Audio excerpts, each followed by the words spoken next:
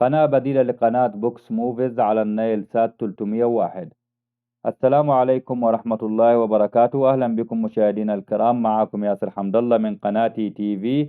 النهاردة معانا قناة بديلة لقناة بوكس موفيز على النايل سات. طبعا الكل عارف إنه القناة من فترة قفلت، ولكن في قناة جديدة نزلت على النايل سات 301 تعتبر هي البديل لقناة بوكس موفيز. عشان تعرف طريقة تنزيل القناة وإضافة التردد تابع معانا الشرح حتى النهاية، وما تنساش لو عجبك الفيديو تدعمنا بلايك، ولو انت مش مشترك في القناة دعمنا بالاشتراك في القناة وفعل الجرس عشان يوصلك كل ما هو حصري وجديد. ويلا بينا نبدأ على بركة الله خطوات تنزيل القناة.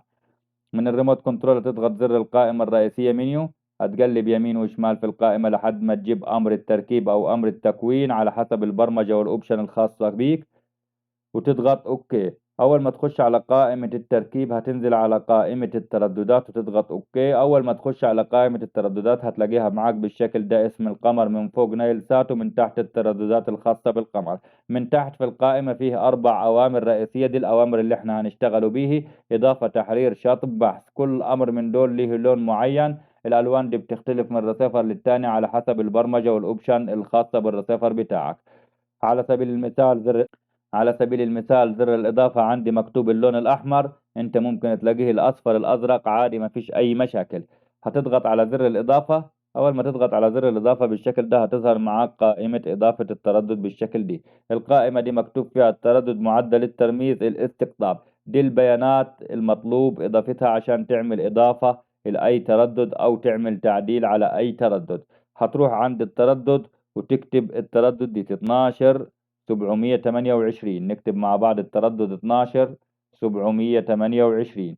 تنزل على معدل الترميز هتخليه 27500، وهتنزل على الاستقطاب هتخليه حرف الفي يعني رأسي أو عمودي، وتضغط أوكي.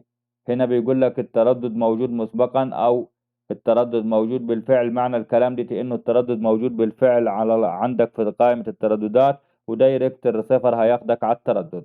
تضغط اوكي تاني على التردد هتظهر معاك علامة صح بالشكل ده. اول ما تظهر علامة الصح على طول تضغط على زر البحث.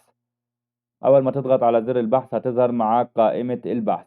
القائمة دي فيها امر بحث الشبكة، هتخليه مغلق عشان ما يعملش بحث في جميع الترددات وياخد معاك وقت. هتروح على نوع القناة هتخليه مجاني عشان ما يعملش بحث في جميع القنوات ويلخبط لك الترتيب الخاص بالرسيفر، وتضغط اوكي. كده تمام. هيبدأ الريسيفر يعمل عملية بحث عن القنوات الموجودة على التردد، وأول ما يخلص الريسيفر بحث بالشكل ده هيقول لك حفظ نتيجة البحث. هتنزل على كلمة نعم وتضغط أوكي، ونشوف مع بعض القناة نزلت ولا لا. هذه القناة نزلت بدون أي مشاكل، قناة شو تي في على القمر نايل سات. القناة دي قناة نازلة لسه جديد على النايل سات، وتعتبر هي البديل الوحيد لقناة بوكس موفيز. وبكده يكون موضوع النهاردة خلص وشرح النهاردة خلص. انتظرونا بكل حصري وجديد. دمتم في رعاية الله، والسلام عليكم ورحمة الله وبركاته.